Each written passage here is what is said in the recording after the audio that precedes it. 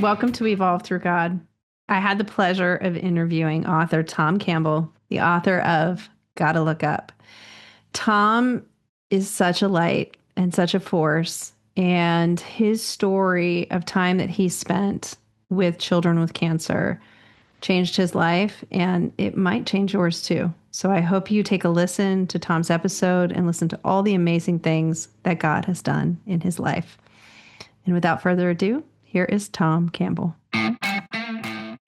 Welcome to Evolve Through God. My name is Angela Goodman. I am your host for the show today, and probably all of them.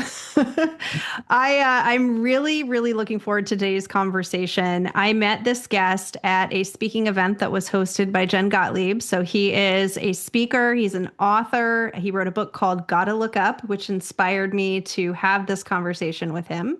And so without further ado, Tom Campbell, welcome to the show. Thank you, Angela. It's so great to be here, and it's great to see you again. It's great to see you too. For everyone who is listening, Tom and I didn't spend a whole lot of time together until we found a bar, which is not something you mostly hear on Christian conservative podcasts. But Tom and I had a long conversation over dinner, sitting at a bar in the hotel where the event was hosted. And so we got into this great conversation about his journey. And I said, wait, I don't want to ask too many questions because I want to do it on the show. And so now I get to hear all about it.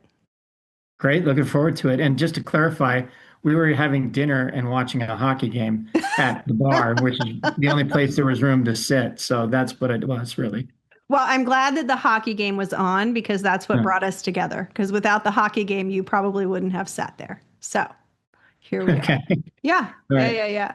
So I usually will start guests with kind of, what your journey was like when you first started a relationship with God. But I don't know anything about your story. So I'm happy to start wherever you think is important for the listeners. Yeah, so I'll go back to the beginning. I mean, my faith was really shaped by my parents, like most people. I was raised in a Catholic household. I did not go to Catholic schools. I went to public schools. I say I'm a practicing Catholic because there's so much to know. I don't think I'll ever get it right, so I have to keep practicing. Um, I do go.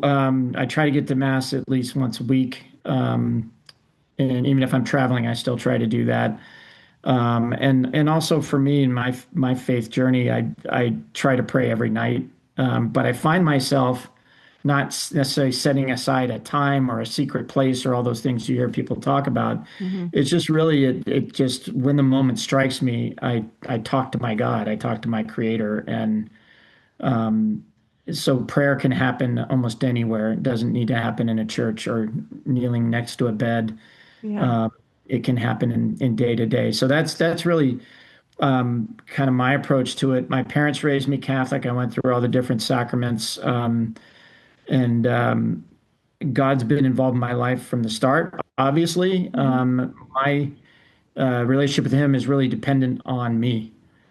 He's always there. The question is, do I seek Him out? And there are times where I've sought Him out and been very close to Him, and there are other times where there was distance. And I like to say that hell is actually distance from God. It may not even be a Yeah. place. It's just distance from God. Yeah. I Is how I love that you define bring it. that up. And I also love that you talk about that distance because I think people often struggle with the times. Those that have a close connection with God at certain times in their life really struggle in the times where they don't feel Yeah. Him as much.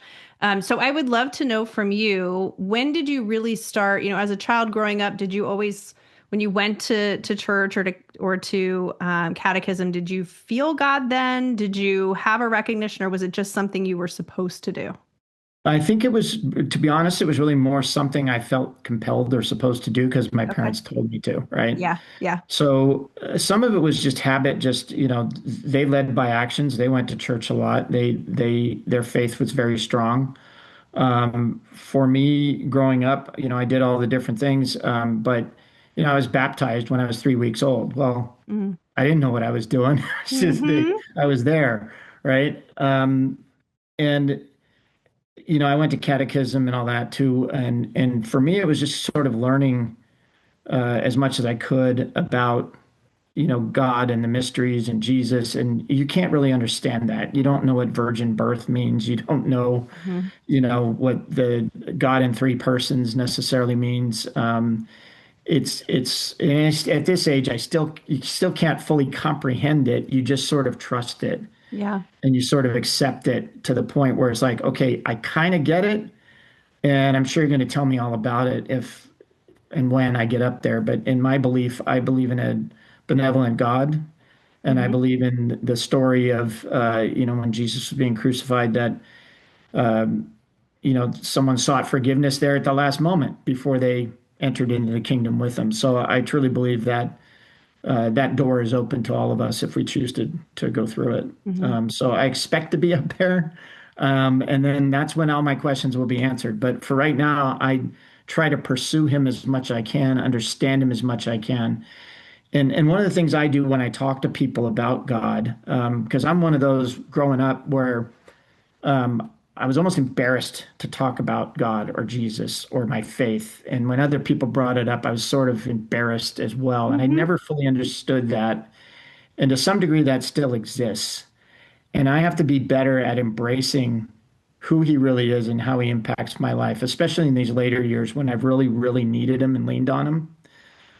I need to be more forthcoming about those stories. So, for me, I always tell people who may not comprehend all those things on the deity side of Jesus or God, to study Jesus the man, So what understand who he was as a man, So and then the I deity love will that you fall into talk. Yeah, place. I love that you talk about that. I want to go back before we get there. Like I Yeah, want to go back to where you were in your own journey that you recognize that for yourself. Because we get a lot of people who will listen to the yeah, show that are looking for that. They're like they don't even realize the truth of Jesus as a man, right? And what the intent was for him to be here. So let's go back to the start of your journey. Like how did you yeah. figure that out for yourself and what got you thinking about it?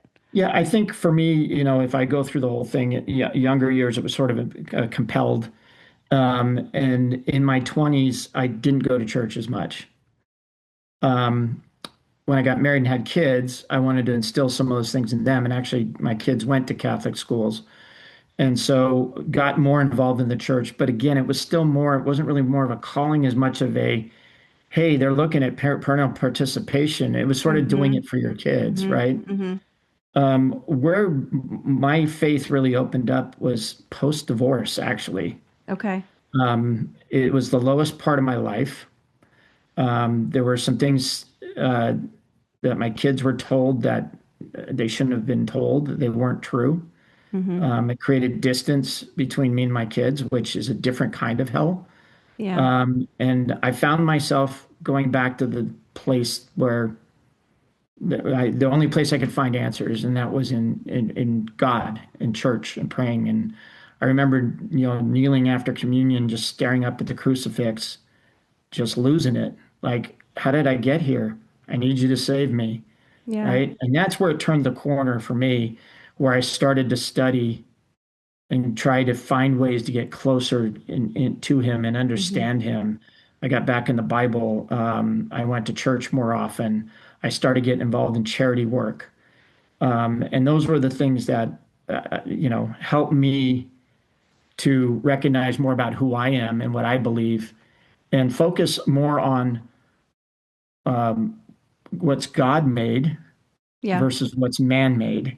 Yeah. And try to live my life in more of the God-made things than the man-made things, which is on the man-made side, it's make more money, have this house, buy this car. And that was the life I was in, and Right. it wasn't fulfilling. So So did you go through a period of time where you were upset with God over what happened in your marriage and with your kids? yeah, I have some stories that I've written about uh, where there were challenges that my kids had to face. There were challenges in the divorce. There were challenges dealing with people of faith who were Mm, telling me that I'm no longer Catholic because I got divorced. I could no longer go to communion because I got divorced. I'm not doing Catholicism right. I'm not doing Christianity right. And I'm like, well, I think I'll leave it up to him to decide those things, not yeah. you. Yeah. So I've been involved in many things, what I'll call the divine slap, where I love that. I was angry with God. And I'll tell you this story. Okay. My son had a bad accident, and and this is all during the divorce time, and there was lots of stuff going on then. And it's like I can't handle anymore, How old was he? right? Yeah. He was 18, I think. Okay. Not quite 18, 17. No, he was 18. Um, and he actually just turned 18. And he broke his leg, had to have surgery, was screaming in pain for weeks. I Mm. was like up at 2 a.m. taking him to the emergency room where they'd give him all kinds of stuff that thank God he didn't get addicted to Yeah. because it was the only like really like morphine level kinds of medications Wow. just to calm him down. Mm-hmm. Finally took him to a physical therapist, pointed us to Stanford Hospital up in Northern California where we lived at the time. Took him there and they did some x-rays. Some specialists looked at it and they said, well, this one of the screws that's in his leg is probably touching a nerve. It's too long. Oh, wow. So, no, and then the whole time I'm like, look, what the heck, blah, blah, blah, F this, F that. Hmm. And was really mad at him. And here's kind of where the divine slap comes in. Once he had the surgery to remove the screw and replace it, it went away.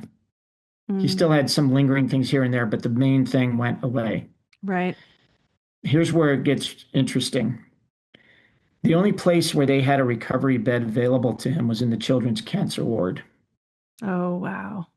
And there's two Oh, wow. places I don't want anyone to ever have to experience. One of them is a neonatal intensive care unit, Mm-hmm. and the other one is the children's cancer ward. Mm-hmm. Now, I say I don't want you to experience it because of the negative part of that and what you see, but I had to go through it because of what I did see, which was kids that had different diagnoses or different issues than my son had. Every day, my son was getting better. Mm-hmm. Every day was another day that might be ticking closer to those other kids not being here. Mm-hmm. And they were phenomenal. But you could see the look on the parents' faces, that look of a desperation or a lack of hope or Yeah. just the fatigue. Yeah. And I just looked up and I said, "Thank you. I get it now. Yeah. I'm sorry Yeah. that I treated you that way. What can I do?" Right? Mm-hmm. Mm-hmm. And it was around Halloween time, and these kids kept coming in to my son's room, the kids with cancer, right? Yeah. Yeah. Making Halloween decorations and sharing things. Oh. And I was blown away. Like, what the hell am I doing being so angry? Yeah. Right? Yeah. I'm not the one going through it there. And look at their faces. Look at the hope. Look at what they're And the doing. joy. Yeah. So there were, and I was beat. I mean, I used to say to my parents, I think Job was a wuss based on what I'm dealing with, right? But it was more of a joke than anything else. But Mm-hmm. the nurse came in and said, hey, the coffee cart's here if you want something. And I was beat. So I'm like, I'm going to go grab a cup of coffee. I went out and they had three carts: coffee, juice, toys. Well, all the Mm-hmm. kids were around the toy one, right? Just a noise, but joyful noise. Yeah. I grab my cup of coffee, I go to pay, and the lady says, no, this is free. And I go, come on, it can't be free. She goes, no, Ronald McDonald's house covers all this. Mm. And I'm like, you're kidding. I go, they don't talk about this. And Yeah. at the time, they were getting blown away in the media about how the food was bad for you and all this other stuff, and Mm-hmm. they should be fined and everything. And they still don't talk about that, but they do that. Yeah. Yeah. And I'm standing there, and this little girl comes up. I lose it every time I tell the story. Mm. She was 2 years old, maybe, was wheeling her own little IV thing around, bald, just two tufts of hair right here. She made a beeline to me, and I'm tall. I'm 6'3", Mm-hmm. and little kids can find that intimidating. She just went straight at me with this big smile and held up this stuffed dragon. So I bent down and just made a deal of it with her, and she just turned around and left.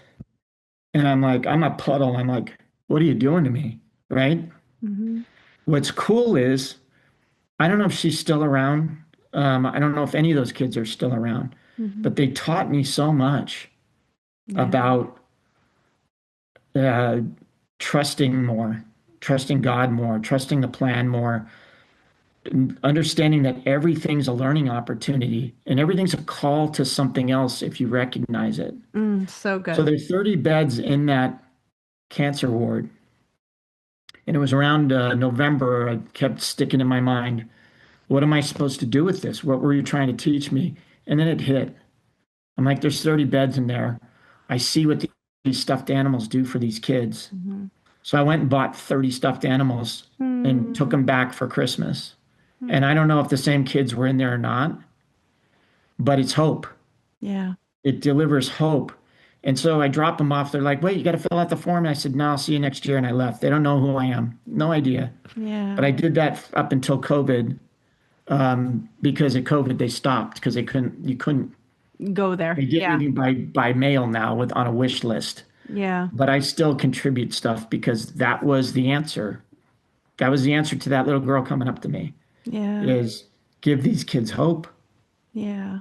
That's right? beautiful. That is so beautiful. So I look at that, I call that a divine slap because here I Hmm. am angry with God. And he's like, what are you angry about? Let me show you something else, Yeah. right? Yeah. And I could continue to be angry if I wanted to close my heart off and say, who cares? But that's not who he made me to be. Right. So it just opened up a different dimension of things that I have to be called to do. I love that. Um, I love that. so And so you answered that calling. That was before COVID. So that was 6 years ago. So where has this feeling of the calling taken you in the last 6 years? um, well, and really, this is what led me to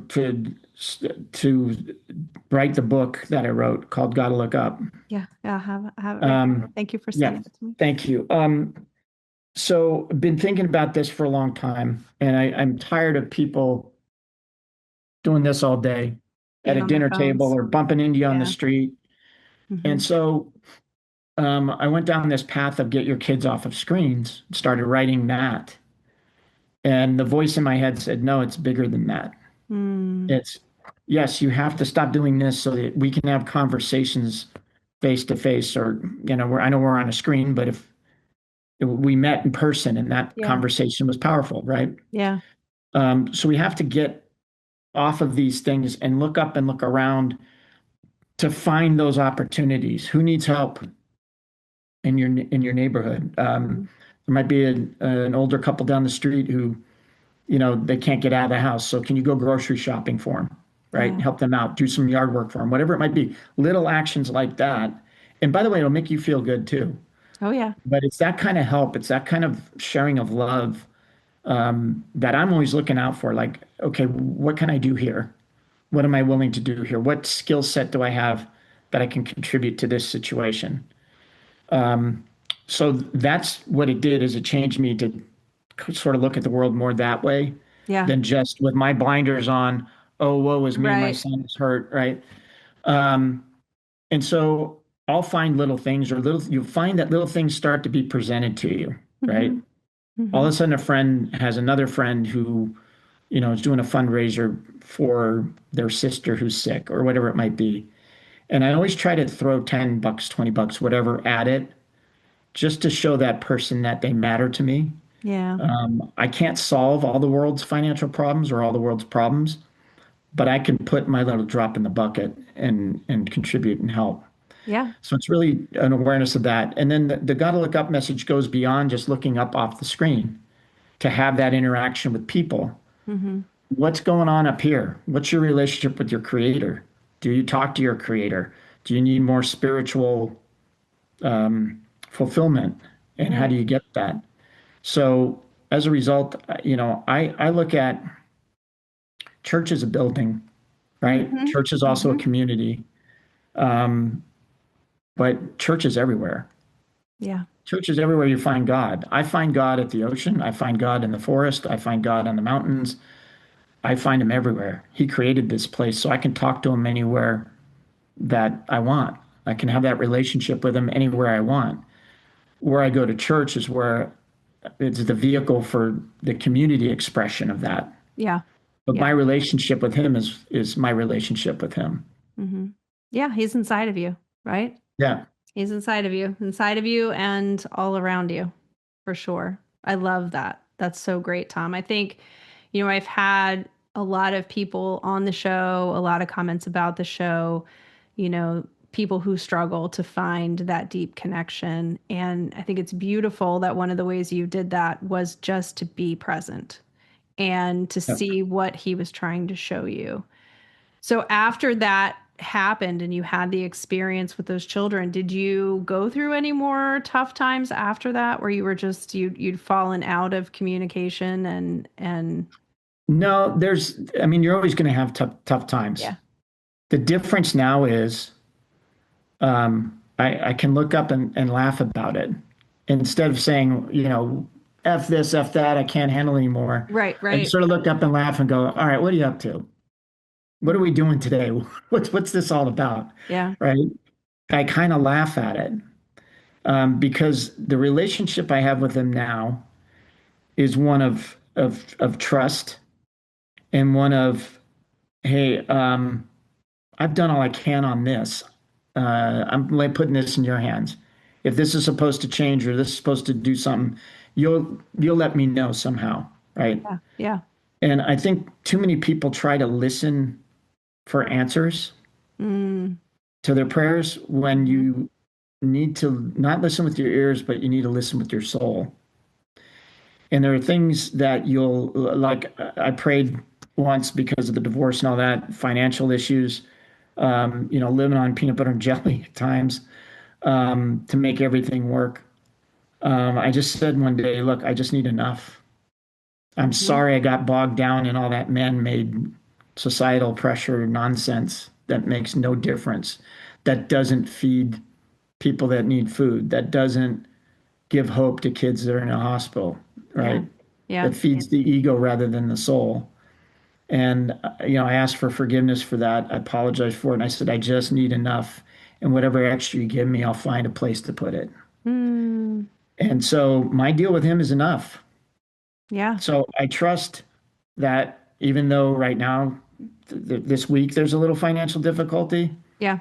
he's got my back. Yeah. And it'll be enough. Something will happen. If I keep doing what I'm supposed to do, something Hmm. will happen in my favor. Hmm. But back to like listening with your soul. Um, I've always loved elephants as a kid. Hmm. And through the hard times, I had a conversation with my boss about, yeah, when all the alimony and child support stuff's done, I'm going to Africa and I'm going to go visit the charities that I support and I'm going to go hang out with elephants. And so my boss was smart. He said, your bonus this year is a ticket to Nairobi. Um, you have to use it in 6 months or it goes away. Wow. When was So that? this was almost 10 years ago now. Okay. So I took the trip and didn't have the money, but found it, right? Yeah. So Because the ticket certainly didn't hurt that effort. ticket was the key, Hmm. and the opportunity for the ticket was the key. So I went, and I'm in the middle of nowhere in Africa, and we're seeing lions and elephants all over the place. The Jeep would stop, they come into you, and trunks flying around your face and stuff. It was great. But I'm sitting there, we're in the middle of nowhere in Africa. It's a beautiful day, and this 13-foot bull elephant comes right to me, like right this side of the Jeep. And I'm sitting there, and the guide's like, "Don't be afraid, don't be afraid." I'm like, "You kidding? This is freaking great." And he's going back and forth like this and flapping his ears, which could be a challenge. And seeing them that close on their terms versus Oh yeah, they're zoo on huge. our terms, Yeah, yeah, completely different, yeah, completely humbling, yeah. amazing. So he does his thing. I'm just taking it all in. I didn't even take pictures because I just wanted to absorb it. I Hmm. got the pictures in here. He takes off and they name all these elephants, right? Hmm. Different groups. I go, what was his name? What's his name? And the guy says Lamayan. And I'm Lamai. like, okay, what does that mean? It was a Swahili word. And he goes, it Hmm. means blessing. And I lost it. Oh, I bet you I did. lost it.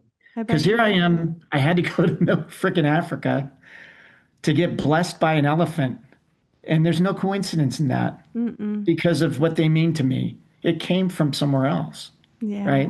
that's so Now you can choose beautiful. to believe that or not. I do. Oh, Um, I totally believe it. Absolutely. there's too many 100%. coincidences in that story for the timing to be exactly that way, Hmm. for that elephant with that name to be Hmm. 3 feet away from me. And to stand there and look at you Yes, and posture toward you so that he made sure there was no doubt that you knew that he was connecting to you. yeah, Yeah. yeah. Yeah. And if people take some time to open their eyes and heart, again, not look down, but look up off of these things Yeah. and see what's going on in the world, you notice all kinds of little things that are unique to you, whether it's number combinations, whether it's my father's initials in a license plate. When I'm like, hey, Mm-hmm. Dad, I wish you were here to talk to you about this. And ahead of me in the car is my dad's initials in a license plate, He's right right? there. He's right These there. things it's a different language, right? Yeah. And I read a book about it called Signs. Laura Lynn Jackson, I think, wrote the book. Okay. And it talks about people who go through similar stories, right? Hmm. And there's similar things that happen to them that only they would know about Hmm. because it's so personal, Well, he right? talks to us in so many different ways. So many Yeah. different ways. Yeah. And so it's interesting because I gave my mom that book shortly after my dad died. And she goes, I can't finish it because I keep crying at each chapter because it's something Oh. that has happened and I know where it's coming from now. Oh. Um, and so there's things like that um, where you are being directed. Hmm. And so therefore I'm in a situation too now where it's like, okay, I think I want this gig, but if it's not what your plan is, then show me where I should be, right? Hmm. It's Hmm. more that your will be done kind Yeah. of Yeah. approach, right? What are you being drawn toward right now? Well, um, I'm being drawn towards these types of things. Hmm. I was a little voice in my head said, write this book, write this Yeah. book. Yeah. And I talked to an expert who said, well, if it's not a New York Times bestseller, it's a waste of time and you don't have the social following and blah, blah, blah. Tell God that. And, Who is that well, guy? Tell God so that. here's the thing. I'm sitting around debating whether I go a different route. And the little voice in my head's like, I didn't tell you to monetize it. I told you to write it. And I'm like, okay, just like the deal we have with Enough. You're now Hmm. my business partner. You're in charge of business development. I'll figure out writing it Yep. and we'll see where it goes. I don't know how many I've sold. I've given a ton away, Hmm. but it's impact. He wants impact, not profit, Well, and the person right? who is meant to pick it up at the moment that they're called to do that will do that. And that's why So, he wanted it out there. so a friend of mine called me up and she said, I'm so proud of you for writing this. I Mm. really enjoyed it because I read it. I haven't spoken to a couple people in my family in years, but I'm going to try now. Oh, I love And I that. was like, wow, that's cool. That's why you wrote the book. So I ship them all over the place, and I think I'm on the cusp of taking that. I'm restarting my podcast to get the message out. Hmm. There's so much division in the world right now, and people have to stop swiping right and left and start swiping up. I love Right? that. Start Yeah. focusing on your creator. Start focusing on why you're here, Yeah. because you're not here to drive a Mercedes or buy a mansion or own a boat. If you can do those things, great. But you're here for something else. You're Hmm. here to make whoever you smiled at or said hello to, who might have been contemplating suicide that day and you changed their mind, you'll never know you did that. But you're here for that. Yeah. And in the book, I talk about universal net worth. So you've got financial net worth, which is all those assets we just Hmm. talked about. But your universal net worth is who did you make smile? Who did you take care of? Who did you Yeah. feed? It's all the Yeah. things that Jesus talks about. And that universal net worth measurement counts up there. Yeah. And I'm trying to hopefully make it count more down here as well. Yeah, I think that's beautiful and it's so well needed. I recorded an episode yesterday with a guest. We had a really long discussion between being in the middle, being not in the super strict dogma doctrine of church or the spiritual beliefs of universe and how that got created.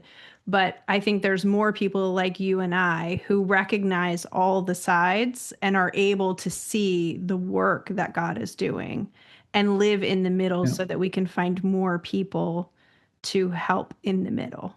Yeah. So I think that's amazing. I love that you're going to put the podcast out and get that going because there are not enough of us out there having these conversations to get everybody to wake up. Yeah. No, people, I want to get people to think, I want to get people to think about where they came from, Hmm. what was important to them growing up. Yeah. Because that little child in you should not go away. Yeah. That Well, the little little child child needs in to you was the go. closest to your created self, you know? So Exactly. who were you before the world conditioned you, before the environment that you lived in changed the way you thought about yourself? And that's where Yeah. we all need to get to. Yeah. Yeah. Exactly. And create a better balance in things.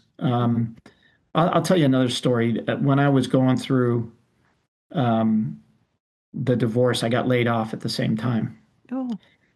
Yeah, wonderful. God said, "You we're Again, just going to take it all away from you, Tom. We're just going to yeah. show that you don't need anything but me." Again, the Job was a wuss, right? Mhm. So I had to deal with that, and I had three potential opportunities. And the first one was the big financial one. I mean, like that's the one I want to get. And the second one was an easier commute kind of thing, and it wasn't as financially lucrative. The third one was the one that was sort of the okay, if I have to kind of choice. Mhm.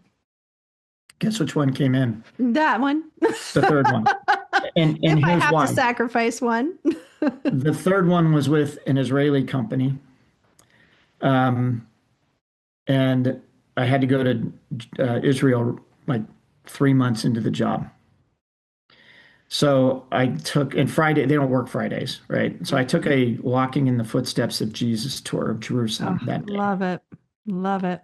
And it changed everything Mm.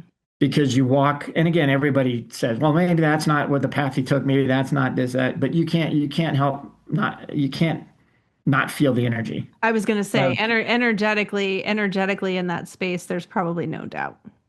of being in the Garden of Gethsemane, of Hmm. being on the Mount of Olives where he taught the Lord's Prayer, of being at the Church of the Holy Sepulchre where he was crucified, right? Hmm. Calvary. Hmm. Um, and you touch certain things like, oh, allegedly his body was laid to rest here, so you touch it, right? Yeah. Yeah. And you get a feeling.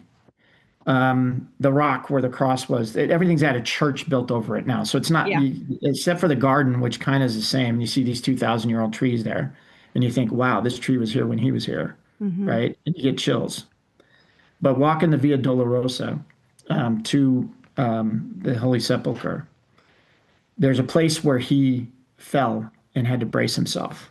Yeah. And so everything's limestone walls, right? So it's all these perfectly cut straight blocks, except for the one where 2,000 years of people putting their hand on that spot where I've he's worn it. allegedly braced himself is Hmm. now concave because of that faith, Hmm. right? Hmm. And you get a shock, you get some energy from that. And I came back from that trip going, now I get it. Yeah. I needed to be closer to you, not make more money. Making more money might have made me comfortable in a man-made societal world, Hmm. but getting closer to you is what that job was for. Well, And and guess what? clearly, yeah, clearly all of the synchronicities that you've had to this point, there is a larger purpose for you as a human being and a larger calling placed on you that it all has to transpire that way. Yeah, Yeah. yeah. And you chose him. You took the job that had less, which means you chose to trust in him. Well, I kind of had to because I needed the money, but he knew. He Yeah. knew where it was Yeah. leading. I didn't. Yeah. And again, when I got back, it's one of the most successful career paths I've ever had financially. Hmm. But initially, it wasn't. Right. And initially, the real value was getting closer to him. Yeah. Because if you do his work, he'll help you do your work. Oh, That's yeah. the I mean, message I got. if you do his work, he's going to make sure that you're completely taken care of in every single way. And my question is, am I doing enough of his work or not? And I don't beat myself up with that. It's more of a, okay, what do you got for me today? right? I even thought this today, like Hmm. getting out of bed. It's like, okay, what are we doing today? Yeah. Right? Because Yeah. tomorrow doesn't matter. No, no. Tomorrow's not guaranteed anyway. Yeah. So the work of today is all you've got to concern yourself with, and there's no need to worry about it. I do the same. I get up in the morning, I'm like, okay, what are we doing today? There's very few things I have planned from one day to the next. And, when you are living a life in service of the message and of your calling, that should be the first thing you say when your eyes open in the morning. What are we doing today, God? Yeah. Hmm. So take whatever that tiny little step is to whatever is stirring in your heart or in your soul. Yeah. How do you take a step toward that? Yeah. Um, it may take you 20 years to get there, but that first step is worth it. And saying to anybody who's thinking about it, anybody who thinks they've got a book in them, anybody who's debating, what do I do now? What choice do I make? Give it to him, trust him. He'll find a way to show you, shine the light on the next step and take the step. How much time do you spend in stillness with him every day? It's not structured. Yeah, but how It's much, like sort of, just in general? I mean, if you spend any time at all. um, I don't know. I haven't really counted it. I know people are very diligent about that, and Hmm. I think that's great. Yeah. But for me, it's haphazard, really. I'd probably embarrassingly say maybe 15 minutes, Yeah. Yeah. That right? that was going to be my point, was that it's about the quality, not the quantity, right? So to your point, you would probably label it 15 minutes, but if you were to go to every decision you make in the course of a day, everything you look at, every synchronicity you see, every little small conversation you may have with him in your head, it's probably way more than 15 minutes. But Hmm. you're getting the quality of those moments without even recognizing that there needs to be a quantity. I Yeah, guess is my point. And the reason I asked you that is because that's how I operate too. Like there are some days where the most I may do is I wake up in the morning and say, what are we doing today? I do the prayer that I do every single day.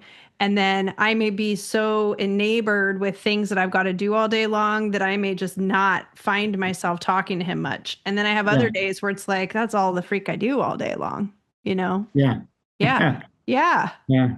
But the No, when but the I'm goal is just to be connected in some kind of way. That's it. It's the Yeah. connection. For me, I used to go on hikes. I got to get back to it for health reasons. I got Mm. to get back out there, but um, hikes or walks on the beach are where I connect the most with them. Oh, same. And oddly enough, when I'm in church, all these ideas hit my head, and I'm like, "Oh, great! I got to take my phone out. I take my phone out, and I'm taking notes." And I always label it church notes in case somebody says, "What are you doing?" Right? I'm taking notes. That's so funny. But all these things hit me when I'm sitting, the sermon's going. I'm like, "Oh, that's an idea," and then boom, boom, boom. But it has to do with him. It's not, Yeah. planning Yeah. vacation or anything. Yeah.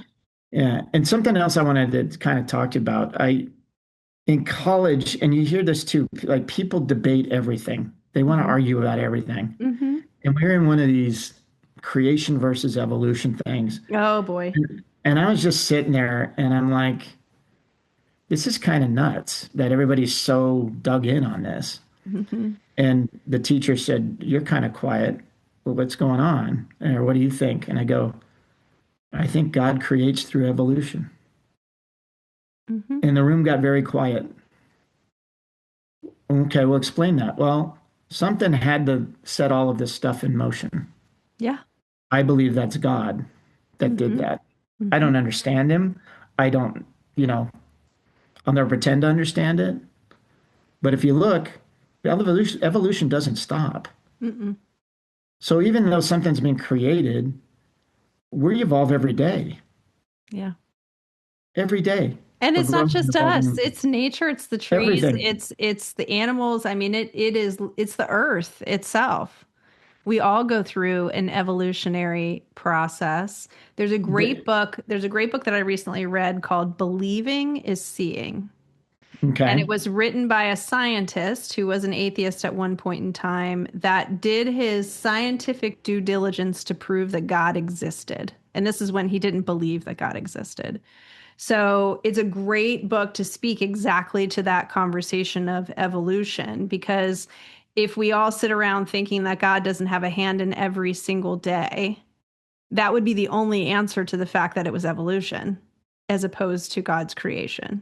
He's got a Yeah. hand in every single thing that happens every day. There's too many synchronicities. There's too many things that happen in our life. There's been too many people who have had near death experiences that have come face to face with our creator and with Jesus in those moments and then come back to tell about it. And all of their stories are so similar. How could all of these people be not knowing each other and telling a story about Yeah. it?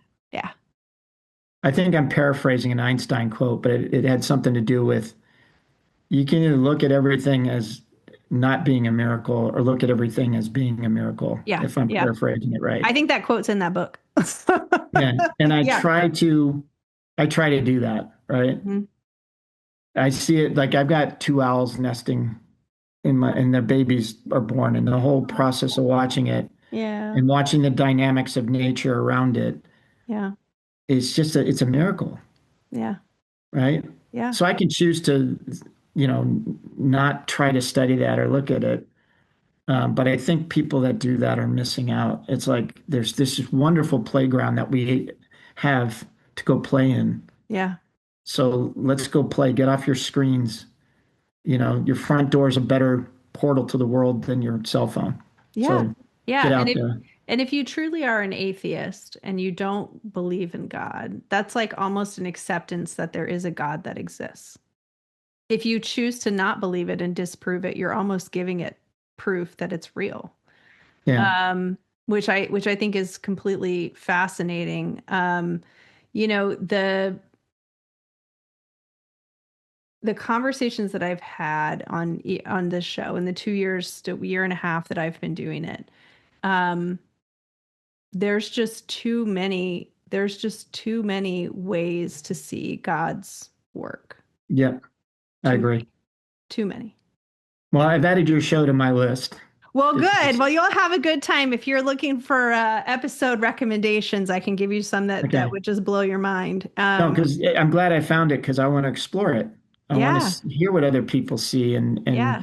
and it could explain things that have happened in your life Oh, and yeah, you didn't understand at the absolutely. time. But when you hear it from someone, it's like, that's what that was, Yeah, right? absolutely. Well, I mean, you're here on the show. The show was created because it was a whisper to me from God, because I didn't really have a true relationship with him until my late 30s. And then once I looked back across my life, it was like, oh no, I had all these experiences and he was definitely there and present and working.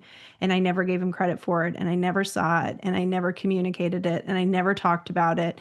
And I surrounded myself with people who also didn't believe. And it was like once I knew and I started to communicate with him on a regular basis, it was like, okay, I owe this to you. Like, I owe this to you, God, because for so many years I was like, oh no. And so when I first put the show out, I had all kind of hate because there were people who were like, you don't really believe this and this isn't where you're going. I'm like, no, I've evolved.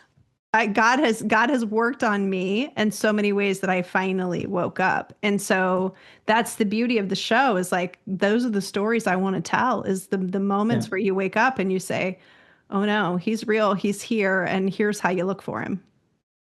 Well, and I said this to you in front of coming on, which is Yeah. how do we cover the alpha and the omega in 45 minutes or so, right? It's true. So, I mean, this has been fun. I love this. I love talking about this. It actually gets me motivated to invest more in it. I wasn't investing in God in my 30s and 40s, and I now am more vested and invested as I'm becoming more and more mortal, Yeah. but um, and understanding more. But life is so much better when you're close to Him. It is so much, and you know that you never have a bad day, honestly, because you see Yeah, good or bad what work is being done, and you recognize too. One of the things for me, I always look to where I'm a lesson in someone else's life. So if something is going that maybe I'm like, oh, I don't want to be a part of this, then I look and say, okay, well, what lesson does it look like they're learning that I get to be a part of, and maybe I'm not yeah, enjoying it, but it's just a part of the what God is doing in their life.